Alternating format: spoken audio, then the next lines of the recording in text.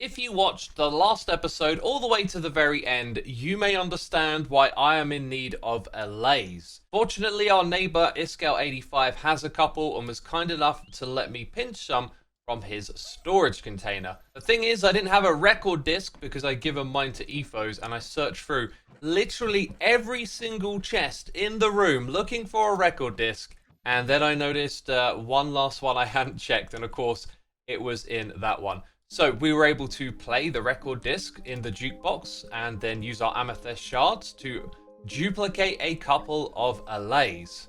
I then used my preferred method of leashing them and throwing items on the ground that they will pick up and give to me to lure them all the way back to my base.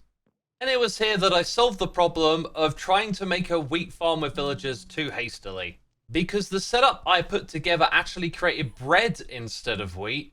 And after getting a stack of that, I was like, right, we got to make a change. And here it is. The allays are now the ones picking up the wheat. So inside of this gorgeous room, we've got a load of farmland. There you go. You can see, oh, perfect timing. Look at that. This guy's just picked it up and going to drop it over here. Yes, the villagers do the farming. The allays scavenge the wheat and bring it back to the note block. And above this really awesome roof made of trapdoors, we have a slow clock right here, which powers this thing about every 25 seconds. This thing is in the note block because you need to power it every 30 seconds to keep the allays interested in delivering the items over here. So with a few hoppers and a hopper minecart, all of this stuff gets stashed in the chest, and it's actually pretty slow. It seems to do about 2 stacks an hour. But that is more than enough for my needs. As you may know, we need to use this for breeding cows to get leather. And the other thing that I'm going to use it for is making packed mud. So I rounded up all of the dirt that I have and expanded this thing. And look at this, an extraordinary amount of mud has been created. You see, I'd made a discovery with this contraption that has given me a lot of headaches. If I just hold down shift, right click and left, and I don't actually have a tool, the block breaking speed isn't so bad because I got haste too, but you know, you don't have to use a tool to convert these. And then you avoid the problem of having path blocks being created by the shovel. And so with one big AFK session, I pulled together like 8 shulker boxes of dirt and fed them into this large chest, and yeah, look at that, it's all been converted to mud. And of course, we turned that with the wheat into packed mud, which I've been using a lot of for paths around our base. And that, my friends, is something that we'll get to later on in this episode. Hello, everyone! Welcome back to another episode of Hermitcraft. Is this what you were expecting to see next? Oh my god, you've escaped! How have you escaped? Clearly I have too many of you here. Oh, actually, I think this might be when the babies, there you go, when they grow into adults, sometimes they kind of get caught in the fence posts. Anyways, you are probably expecting to see this because, as you know, we need lots of leather. But I picked this location because it's where I'm going to be working on building a witch farm soon enough. And while I was over here, I managed to catch the original black cat from the witch hut. Okay, comments down below. We need some name ideas for this little fella. And suddenly, just like that, I have 2 stacks of leather. Okay, I've got what I need for now. We'll talk about the witch farm project at another point in time. That is because we need to head back to our base. I have cleared out the land around here, chopped down all of the trees, as you can see, and I even took some time to clear out all of the flowers as well. We will be transforming this area as we expand our base. And also on the opposite side of the area, I cleared out some trees, as we've got some leaky business to get up to later on in this episode. So you may have spotted this last episode when we were getting the villagers up top, but Corrales has built us some absolutely gorgeous custom trees. I've got to say, they fit in really well with this area. They feel great from down here, but always free cam is super helpful for us to really get a feel for how they fit into this area. And I think I'm going to hire him to do some more in the future, because as you know, we're expanding into this space over here. Oh, let's talk season plans now that I'm back and can actually play Minecraft. Yeah. So my plans are to use this area over here as a continuation of my house into a smaller village.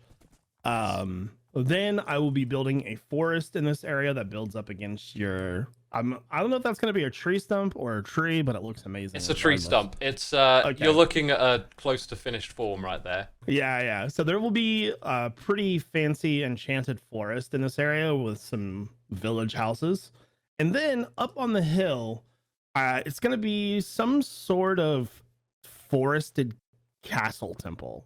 So that's kind of the plan right so now. Good. But, So good. yeah. Those sound like great plans, and I feel like they kind of complement what else is around here too, right? Yes, exactly. Everything's kind of forestry and enchanted type of stuff. So yeah. So what are you doing over in that area over there that you... I need to create a storage system, and the area is kind of mega. But I went over here this morning and like looked at this forest, and it kind of turns out that I can squeeze it in on this island. So okay, if I build a path leading up to your house, and then somewhere around here where I'm running back and forth, we have like a little river going across, connecting to here. That sounds amazing. Yeah, I'm fine with that. I'll then take over all of this space here and build a crazy redstone storage system and stuff. So that's just amazing.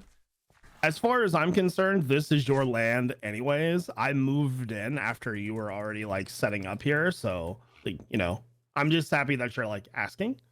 Yeah, I put down these markers over here. This was your land in my mind, so I'm glad it works out for the both of us. That's awesome.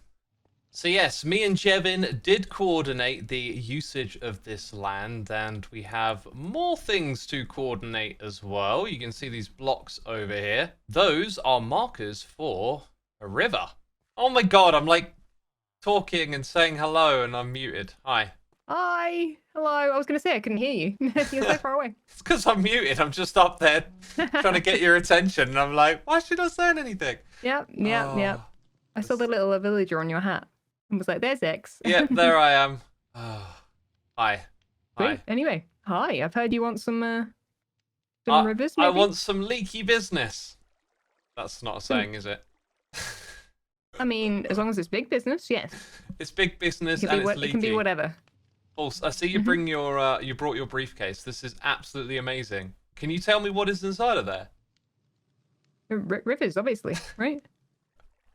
Rivers in your briefcase. Oh. They're quite literally in the briefcase. That's where am I going to get them from otherwise? I know, right? Like, nature doesn't make them. Surely not. I can't just make them appear, you know? Yeah. So for those that are out of the know, you've been building rivers all around the neighborhoods, which is really cool. I actually used them to transport villagers on boats, which was really, really convenient. So thank you for creating them. Very nice. Yeah. See, they are very convenient, right? So this is where like my base ends for now.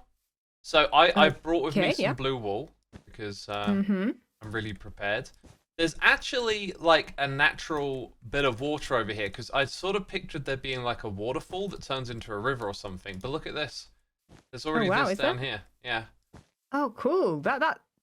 Wait, is that the same height as the rest of the water? I think it's one block off. So it could be an aquifer instead, but it's perfect, really. Yeah, that's cool. Yeah, I didn't actually know that was there at all. This might be a bit of work though, because you know, it's quite low down, so there might be a lot of excavating to do, but as you can see, I cleared the space for you. Sweet, yeah, I mean, that's extremely helpful. You've done more than most people, to be honest, at this point. Oh, right, okay, well, yeah, I was just thinking ahead, you know, False has got a lot of work to do, let's make it easy. So, there's going to be a path coming through this area, and Jevin's given me control over this land, so I'm going to be expanding and building another temple. That means that we need like a little bit of a natural divide. So what I'm thinking is like, do you think you can make like a water feature? Waterfall starts around here. Yeah, I know how to do vertical rivers. Yep, they are a thing. Vertical rivers, I love it. Yeah. Oh, waterfalls is a bit, you know, old-fashioned. You know. Yeah, yeah. Gotta I think update the vertical rivers will really catch on. Yeah. Sounds good to me. Thank you for the business. Yeah. Speaking of business, we didn't discuss a payment. That technically isn't, but you know, if you like what I've done with the place afterwards, you can always give me a tip. You know, 2 diamonds or. Yes, I'll totally do that. Okay, there'll be some sort of something for me to say thanks. Yeah. If I like what you've done, False. Yeah. No toxic rivers full of sludge and slime, please. Just No, that's Rendog idea. Yes, So look forward to those. sulfuric rivers he was talking about the other day. Oh dear. Yeah, which will smell like rotten egg. So that's nice for you. Oh yeah, So have my fun with favourite that. smell. All right, cheers, Sweet, Force. anyway, catch you later. So now you see why I've been getting lots of mud and wheat together, because we need to build a big path to bring Jevin closer to the rest of us. As I mentioned with False, we're going to have a path coming through the area. So over here, there's going to be like a bridge going over the river, and then the path will lead up to Jevin's house. And as I mentioned with Jevin, I have plans for a big storage area that's actually going to fit inside of this space. The thing is, though, we're not even going to talk about that right now because I need to get a witch farm first. It's going to need a lot of redstone. So, does this place look familiar to you? Yes, last season of Hermitcraft, we had a witch farm. And what I like to do each and every season is come up with a new way to do an old farm. And since we had the honey beta technology in our base, I thought it might be cool to use the witches to elevate them the same way.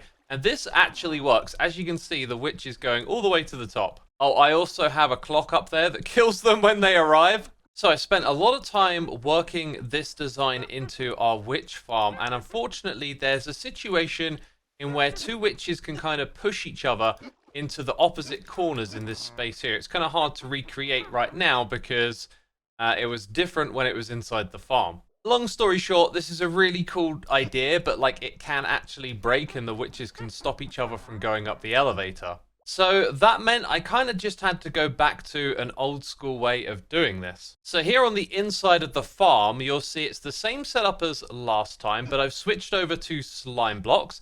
That'll actually push the witches off the platform a little faster. And when they fall down here, they simply go into this and they get loaded into a water stream that will take them all the way up into the sky. So like I've done many times before, we're going to do a looting witch farm where I kill the witches with my sword. Now, in order to get redstone from a witch farm, I actually need a bunch of redstone. Look at my supplies here. They are absolutely pitiful.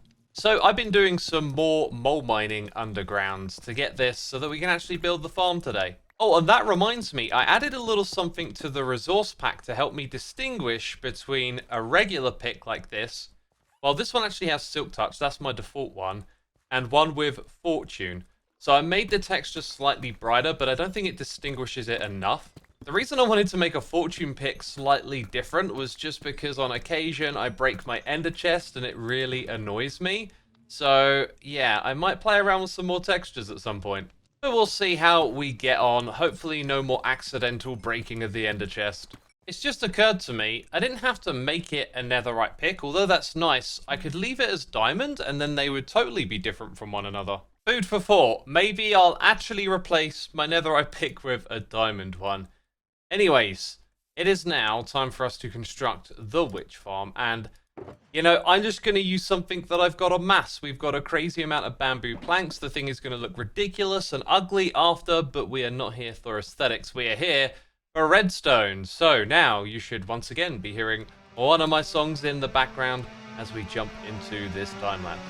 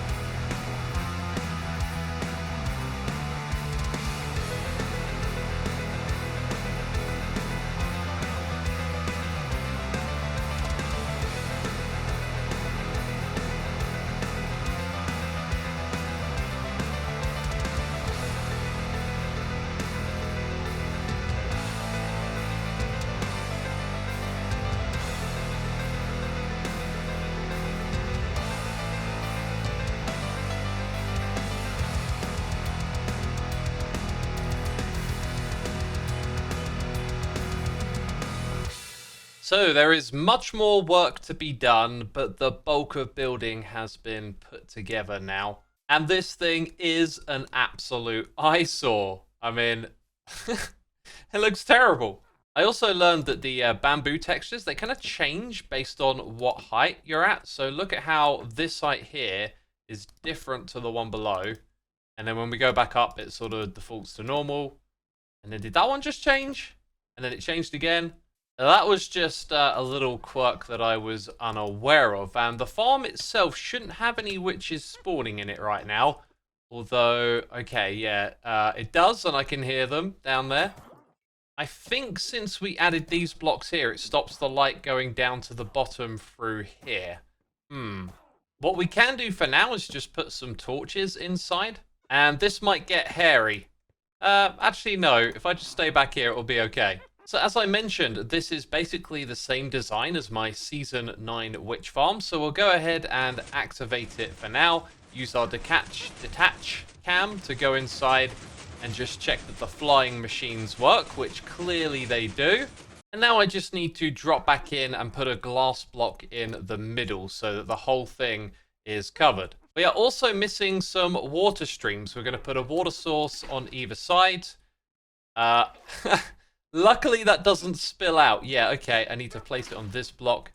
It's going to flow into this spot. And then we will, of course, need to place water sources up the top here and fill it with kelp. So for that, I'm going to take no risks and use some water breathing potions. Oh yeah, you might be curious, like, why am I using my wings? I mean my horse. Yeah, for projects that are far away and out in the middle of nowhere like this, I'm just going to happily fly through the nether to get here. But back to the list of things we need to do before we get this up and running. I need to hook up some redstone to the top of that. That's how we send a signal down to where we activated the flying farm a moment ago. We've got a nether portal here that needs to be moved up. And then for the collection area, I'll probably put something temporary. And then in the future, we'll do like shulker box loaders and item filters. Right, now before I get to all of that, I want to show you the area that I picked because I picked it rather hastily. This terrain over here is a bit of a problem. You see, mob farms work based on where mobs can spawn and despawn, and that's actually based on the player location, which will be right up the top there. So you might remember that we've done one of these spheres before, and if we open up a mini HUD, the mod that does this, you can see there's the despawn sphere for our mob farm. Actually labeled this one this time. So we got a despawn sphere for our witch hut, and then we got this custom box I created right here. Using the coordinates of where my AFK point was, I was actually able to create this box as an indicator to where the witches need to drop from. Now up the top here, inside of this, we're using glass, and that's so when they come to the middle, there's more space left and right for them to fall down. So the witches will land across these 3 blocks and we'll have to collect items from underneath with hoppers, and I'll be standing out the front here swiping my sword to kill them. But yeah, that was a really handy tool to have to just make this whole process a lot easier. And I guess we don't need that anymore. But let's come back to the sphere here and also enable another mini HUD feature which shows me the light levels on the blocks. As you can see, I've sort of gone round, placed torches to make sure that all of the mobs don't spawn here on the surface. And when I first picked this location, I didn't really think about it too much. And now that I put the sphere in place, like, this is just going to be a real pain to light up. So when we start this thing up, its rates won't be 100% until we get all those torches down.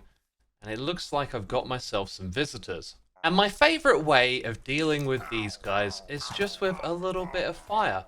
It's really simple and effective. Just walk up to them, set them on fire, say hello, ask them how their day is going. Probably not so good anymore. Listen to that sound. So pleasant. And you know, look at me. I've barely taken a scratch. I look like a hedgehog. Okay then, one more for you. One more for your friend. Come on. 2.5 hearts of damage. Try better next time, guys. I didn't even block with my shield. Okay, netherite is OP, we know that. And one last thing I want to mention is that these tools are really helpful for doing perimeters and stuff in Minecraft. But I have been playing this game for like over 12 or 13 years. And when we first did these sorts of projects, we did them without any of these tools, and they're actually a lot of fun. But after you've played 10 seasons of Hermitcraft, it becomes a little grindy. So for those of you out there that haven't done things like this before, I really would actually recommend not using these tools. It can be really gratifying to do it all organically, go caving, place down lots of torches everywhere, and find those little spots that you need to maximize the efficiency of the farm. Anyway, as I said, all of that comes later for me, because right now we got a few more components to fix here to get this thing up and running. And all of that went by with no issues whatsoever. So I AFK'd here, swiping the swords with my clicker for an hour, and this is how much redstone I got. And then I went out and lit up a few more caves, did another hour, I got this much, and then an overnight session got absolutely loads. And that's when I realized that when you're the only player online, that's when the redstone really starts to roll in. So this thing is great, we can make it better, and there's lots of technical stuff to do here as well. One of the things that happened is I basically filled up like all of these droppers and hoppers with stuff too. So plenty more to be done, but that brings us to the end of this one. If you enjoyed it, leave a like. Thanks as always for the support, and I'll see you soon in another episode of Hermitcraft. Bye bye.